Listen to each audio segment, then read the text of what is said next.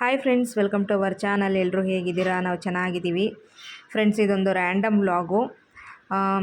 ಸ್ವಲ್ಪ ಬೇಜಾರಾಗ್ತಿತ್ತು ಮನೇಲೇ ಇದ್ದು ಅಂತ ಹೇಳಿದ್ದಕ್ಕೆ ನನ್ನ ಹಸ್ಬೆಂಡು ರಾತ್ರಿ 10:30 ಹೊರಗಡೆ ಕರ್ಕೊಂಡೋಗಿದ್ರು.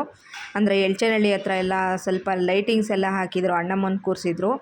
ಹಾಗಾಗಿ ಅದು ನೋಡೋಕ್ಕೆ ಚೆನ್ನಾಗಿದೆ ಬನ್ನಿ ಅಂತ ಕರೆದ್ರು. 10:30 ಹೊರಗಡೆ ಬಂದ್ವಿ. ನಾವು ಹೊರಗಡೆ ಬಂದು ಹಾಗೆ ಆಟೋದಲ್ಲಿ ಸುಮ್ಮನೆ ಒಂದು ರೌಂಡು ಹೋಗಿ ಲೈಟಿಂಗ್ಸ್ ಎಲ್ಲ ನೋಡ್ಕೊಂಡು ಬಂದ್ವಿ. ತುಂಬ ಚೆನ್ನಾಗಿ ಲೈಟಿಂಗ್ಸ್ ಹಾಕಿದ್ರು. ಖುಷಿಯಾಯಿತು ಅದನ್ನೆಲ್ಲ ನೋಡಿಕೊಂಡು. ಒಂದು ಸ್ವಲ್ಪ ರಿಲ್ಯಾಕ್ಸ್ ಅನಿಸಿದಂಗೆ ಆಯಿತು.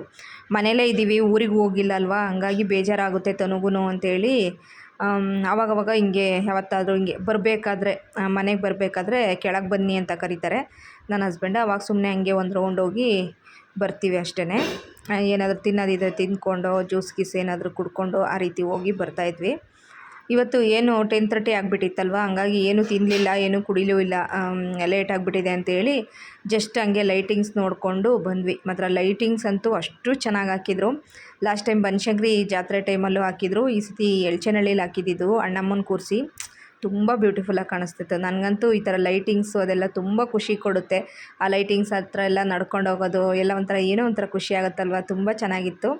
ಸೊ ಹಾಗೆ ವಿಡಿಯೋ ಕ್ಲಿಪ್ಪನ್ನು ಮಾಡಿಕೊಂಡು ಬಂದ್ವಿ. ಅದಾದಮೇಲೆ ಮತ್ತೆ ನೆಕ್ಸ್ಟು ಸಂಡೇ ವ್ಲಾಗು. ಸಂಡೇ ಬೆಳಗ್ಗೆ ನನ್ನ ಹಸ್ಬೆಂಡು ಅವರೇ ಬೇಗ ಎದ್ದು ಸ್ವಲ್ಪ ಬ್ರೇಕ್ಫಾಸ್ಟ್ ಎಲ್ಲ ರೆಡಿ ಮಾಡೋದು ಅಂತ ಅವರೇ ಮಾಡ್ತಾಯಿದ್ದಾರೆ. ಪಪ್ಪಾಯ ಎಲ್ಲ ಕಟ್ ಮಾಡಿ ಮತ್ತು ಸ್ಯಾಂಡ್ವಿಚ್ ಮಾಡ್ತೀನಿ ಅಂತೇಳಿ ಅವರೇ ಸ್ಯಾಂಡ್ವಿಚ್ ರೆಡಿ ಮಾಡ್ತಾಯಿದ್ದಾರೆ.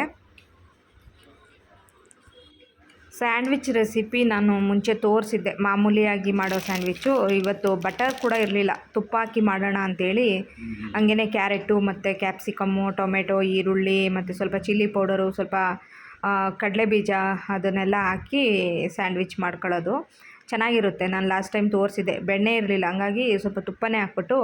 ಸ್ಯಾಂಡ್ವಿಚ್ ಮೇಕರು ಇತ್ತು ನಮ್ಮನೆ, ಅದು ವರ್ಷದಿಂದ ಹಂಗೆ ಕೂತ್ಬಿಟ್ಟಿತ್ತು. ಎಲ್ಲಿ ರಿಪೇರಿ ಆಗಿಬಿಟ್ಟಿದೆಯೋ ಅಂತ ಭಯ ಪಟ್ಕೊಂಡೆ. ಸದ್ಯ ಏನೂ ಆಗಿರಲಿಲ್ಲ, ಚೆನ್ನಾಗೇ ಇತ್ತು. ಈ ಮನೆಯಲ್ಲಿ ಸ್ಯಾಂಡ್ವಿಚ್ ಮೇಕರ್ ಯೂಸ್ ಮಾಡಿ 1 ಇಯರ್ ಆಗೋಕ್ಕಾಗಿತ್ತು. ಅವತ್ತು ತವಾದಲ್ಲೇ ಮಾಡ್ಕೊಂಬಿಟ್ಟಿದ್ವಿ. ಇದು ಪ್ಲಗ್ಗು ಸ್ವಲ್ಪ ಒಂಥರ ಕಿರಿಕಿರಿ ಅನ್ನೋದು ಸ್ಟಾರ್ಟಿಂಗು. ಹಂಗಾಗ್ಬಿಟ್ಟು ನಾನು ಸ್ಯಾಂಡ್ವಿಚ್ ಇದಾಗಲಿ ಮತ್ತು ಈ ಇಂಡಕ್ಷನ್ ಸ್ಟವ್ ಆಗಲಿ ಅದನ್ನ ಇಡ್ತಾ ಇರಲಿಲ್ಲ. ಇವಾಗ ಕರೆಕ್ಟಾಗಿದೆ. ಸೊ ಮಾಮೂಲಿ ಸ್ಯಾಂಡ್ವಿಚ್ ಸ್ವಲ್ಪ ಕ್ಯಾರೆಟ್ ಎಲ್ಲ ಹಾಕಿ, ಇದು ಕ್ಯಾಪ್ಸಿಕಮ್ಮು ಎಲ್ಲ ಹಾಕಿ, ಕಡಲೆ ಬೀಜ ಎಲ್ಲ ಹಾಕಿದರೆ, ಈರುಳ್ಳಿ ಟೊಮೆಟೊ ಎಲ್ಲ ಹಾಕಿದರೆ ಚೆನ್ನಾಗಿರುತ್ತೆ. ಇದು ಚೀಸು ಗೀಸ್ ಇದ್ದರೆ ಚೀಸೆಲ್ಲ ಹಾಕ್ಕೊಬೋದು, ಮಯೋನೀಸ್ ಇದ್ದರೆ ಮಯೋನೀಸ್ ಎಲ್ಲ ಹಾಕ್ಕೊಬೋದು. ನಮಗೆ ಹೆಂಗೆ ಬೇಕು ಹಂಗೆ ಹಾಕ್ಕೊಂಡು ಮಾಡ್ಕೊಬೋದು ಸ್ಯಾಂಡ್ವಿಚ್ಚು. ಚೆನ್ನಾಗಿರುತ್ತೆ. ಒಟ್ರಾಸಿ ತನಗೆ ತುಂಬ ಇಷ್ಟ ಆಗುತ್ತೆ ಈ ಸ್ಯಾಂಡ್ವಿಚ್ಚು. ನನ್ನ ಹಸ್ಬೆಂಡ್ ಅವಾಗವಾಗ ಮಾಡೋರು. ಈಗ ಹೆಚ್ಚು ಕಮ್ಮಿ ಒಂದು ಹತ್ತತ್ರ 1 ವರ್ಷನೇ ಆಗಿಬಿಡ್ತು. 1 ವರ್ಷದಿಂದ ಮಾಡೇ ಇರಲಿಲ್ಲ. ತವಾದಲ್ಲಿ ಒಂದು 2 ಸತಿ ಮಾಡಿದ್ವಿ, ಸ್ಯಾಂಡ್ವಿಚ್ ಮೇಕರಲ್ಲಿ ಮಾಡಿರಲಿಲ್ಲ. ಸೊ ಇವತ್ತು ಮಾಡಿದ್ವಿ.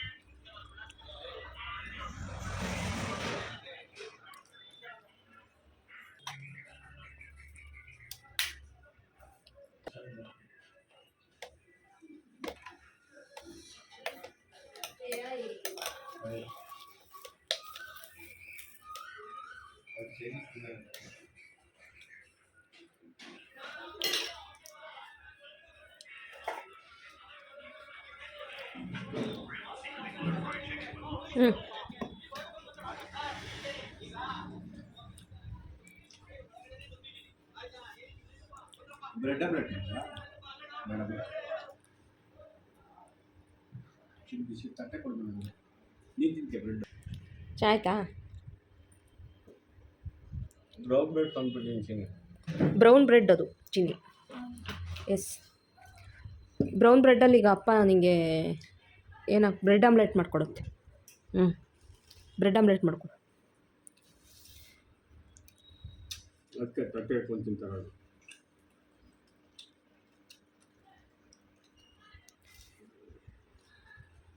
ಸರಿ ಆಯಿತಾ ಚಿನ್ನಿ? ಚೆನ್ನಾಗಿ ಬಂದೈತಾ? ಆಯಿತಾ?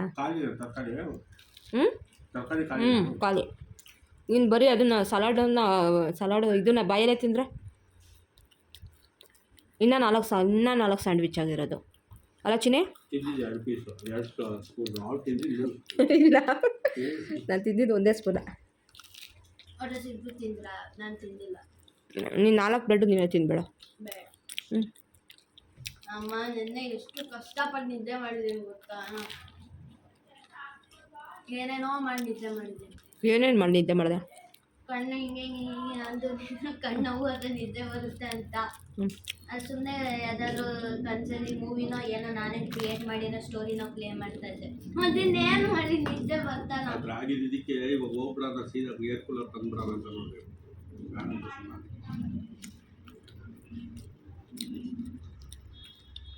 ಬಂದು ಲಾಸ್ಟಿಗೆ ಕೆಳಗೆ ಮಂಗೋಣ ಅಂತಲೂ ತಲೆ ಕೆಟ್ಟು ಹಚ್ಚಿಟ್ಟಕ್ಕೆ ಆಗ್ತಾಯಿಲ್ಲ, ಜಾಗನೇ ಇಲ್ಲ. ನಾನು ಕರ್ದೆ ತಾನೇ ಬಂದು ಕೆಳಗೆ ಮಲ್ಕೊಬಿಟ್ಟಿತ್ತು, ಇಲ್ಲಾಂದ್ರೆ ಕೆಳಗೆ ಬಂದು ಮಲ್ಕೊಂತ ಕರ್ದೆ ಮೇಲೆ ನಾನು.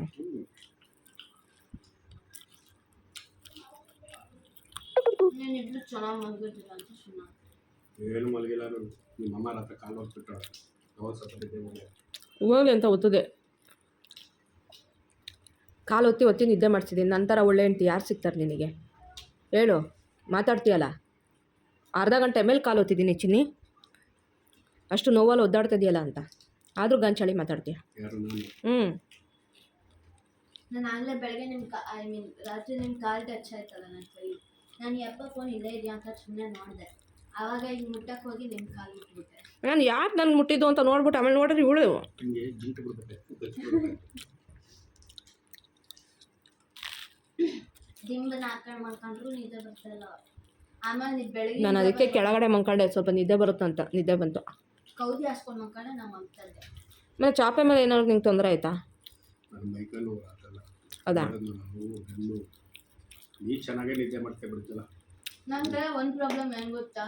ನಾನು ನೆಲದ ಮೇಲೆ ಮಲ್ಕೊಂಡ್ರೆ ಏನು ಕೌದಿ ಅದೇನು ಇದೆ, ಇಲ್ಲಿ ಶೋಲ್ಡರ್ಸು ಮತ್ತು ಸೊಂಟ ನೋವಾಗುತ್ತೆ ನಿಜ. ಅದಕ್ಕೆ ಸುಮ್ಮನೆ ಹೆಣ್ಣಿಗೆ ನೋವು ಮಾಡ್ಕೊಂಡು ಅಂತ ಬೆಡ್ ಬಂದು. ನಾ ಆಲ್ರೆಡಿ ಪೇಯ್ನ್ ಇದೆ ಇಲ್ಲಿ ಕಂಕ್ಳ ಹತ್ರ. ಅದಕ್ಕೆ ಗೆರುವಂಥ ಲೆಕ್ಕದಲ್ಲಿ ಚಾಪೆಲ್ಲ ನೋಡಬೇಕು. ಮೈ ಇದಾಗಿರುತ್ತೆ. ಹಾಸ್ಟೆಲಲ್ಲಿ ಹೆಂಗೆ ಒಳ್ಳೆ ಹಾಸಿಗೆ ತಗೋಬೇಕು, ಚೆನ್ನಾಗಿದೆ. ಕಾಪರೆಲ್ಲ ಇರುತ್ತಲ್ಲ, ಅದಾದ್ರೂ ತಂಪಾಗಿರುತ್ತೆ ಕಾಪರ್. ಹೌದು, ಅದಕ್ಕಿಂತ ಜಾಸ್ತಿನೂ ಇರುತ್ತೆ. 50,000 ಕೊಟ್ಬಿಟ್ಟು ತಂದುಬಿಟ್ಟು ಅದ್ರ ಮೇಲೆ ಮುಗ್ತಬೇಕಾ? ಅಷ್ಟೊಂದಲ್ಲಿ ಇರಬೇಕು. ಇರುತ್ತೆ ಅಷ್ಟೊಂದು, ಆದರೆ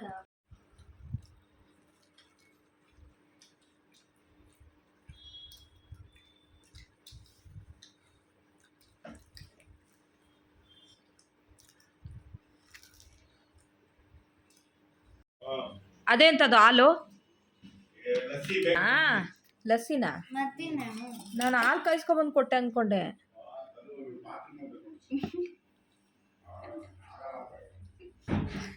ಬಾಯಿ ಮುಚ್ಚೆ ಸಾಕು.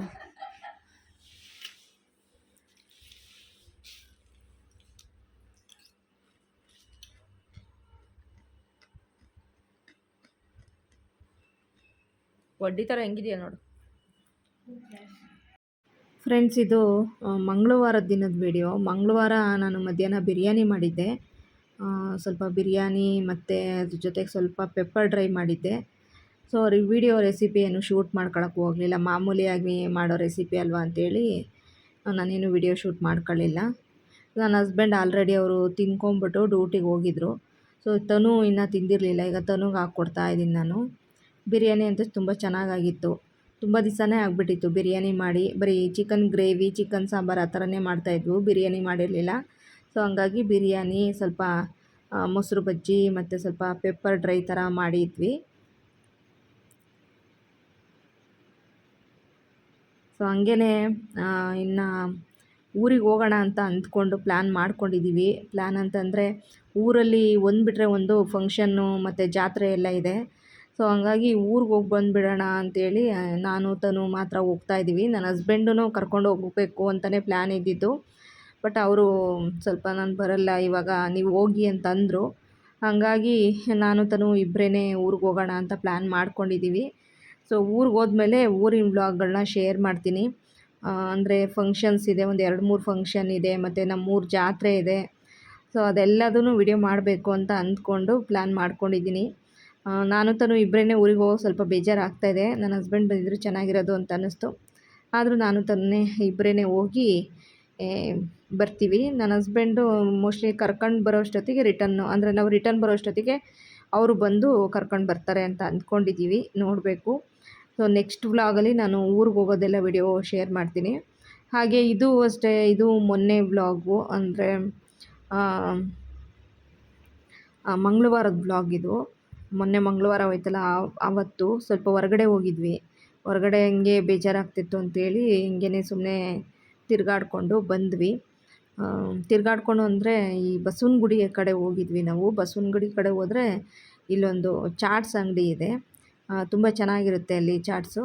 ಅಲ್ಲಿ ಪಾನಿಪುರಿ ಮತ್ತು ಈ ಜಾಮೂನ್ ಆಗಿರ್ಬೋದು, ಮತ್ತು ದೂದ್ ಪೇಡ, ಮತ್ತು ಚಕ್ಲಿ, ನಿಪ್ಪಟ್ಟು, ಈ ಥರ ಏನೇನೋ ವೆರೈಟಿ ಬಜ್ಜಿ, ಬೋಂಡ, ಸಮೋಸ ಎಲ್ಲ ತುಂಬ ಚೆನ್ನಾಗಿರುತ್ತೆ.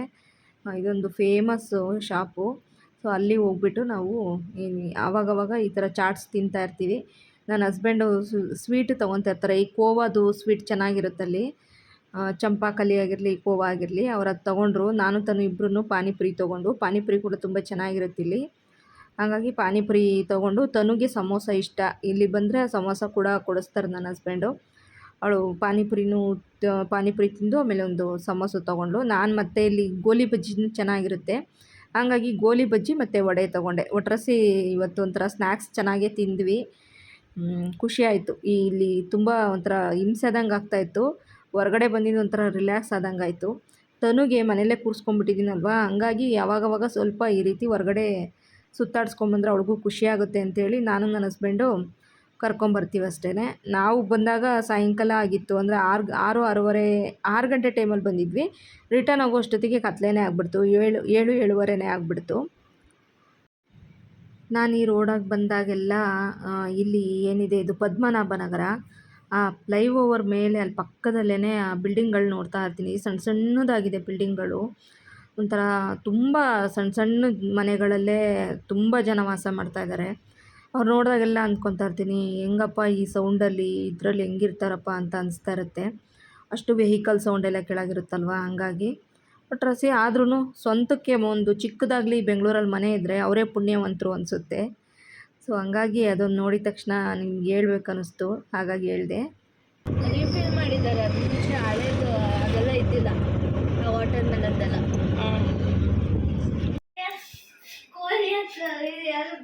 ವಾವ್, 12 ಗಂಟೆ ರಾತ್ರಿ ಯಾಕೆ ಇಷ್ಟೊಂದು ಲೇಟು? ವಾವ್, ಚೆನ್ನಾಗಿದೆ ಅಲ್ಲ ಗ್ಲಾಸು. ನಾ ಅದೇ ಹೇಳ್ತಿರೋದು, ಯಾವಾಗ ಗೆಲ್ತಂದ್ರೆ ಎಲ್ಲಿ ತಂದೆ ಇದು? ಹೌದಾ? ಯೂಶಲಿ ಇದು ಕ್ಯಾಫೆಗಳಲ್ಲಿ ಮಾತ್ರ ಕೊಡೋದು ಈ ಥರ. ಇದು ಸೇರ್ ತೊಗೊಂಡಿರ್ತಾರೆ ದುಡ್ಡು. ಎಷ್ಟು ಕೊಟ್ಟೆ? ಓ ಲಕ್ಷ್ಮಿ ಕಳೆ ಹೋಗ್ಬಿಟ್ಟಿದ್ಯಾ 12 ಗಂಟೆ ರಾತ್ರಲ್ಲಿ. ಎಲ್ಲಿ ಓಪನ್ ಆಗಿದೆ? ಮಲ್ಲಿಗೆ ಬಿರಿಯಾನಿ ಪಕ್ಕನಾ? ಹೌದಾ? ಹೌದಾ? ಅದು ಬಿರಿಯಾನಿ ತಿಂದ್ಬಿಟ್ಟು ಅಲ್ಲೇ ಜ್ಯೂಸ್ ಕುಡ್ಕೊಂಡು ಹೋಗೋಕೆ ಕರೆಕ್ಟ್ ಆಗುತ್ತೆ ಅಲ್ಲಡ? 12 ಗಂಟೆ ಆದರೂ ಭೂತ ಥರ ಕುತ್ಕೊಂಡು. ಅಮ್ಮ ಇವತ್ತೇನೋ ಒಂಥರ. ಎಲ್ಲಿ ಐಸ್ ಕ್ರೀಮು ತಂದಿಲ್ವಾ? ಅಲ್ಲ, ಅವಳು ಐಸ್ ಕ್ರೀಮ್ ಕೇಳ್ತಾಳಲ್ಲ, ಕಪ್ ಐಸ್ ತೊಗೊಳಕ್ಕಿಂತ ಅಲ್ಲಿ ಹೋಗ್ಬಿಟ್ಟು ಕೋನ್ ಐಸ್ ತರ್ಬೋದಲ್ಲ.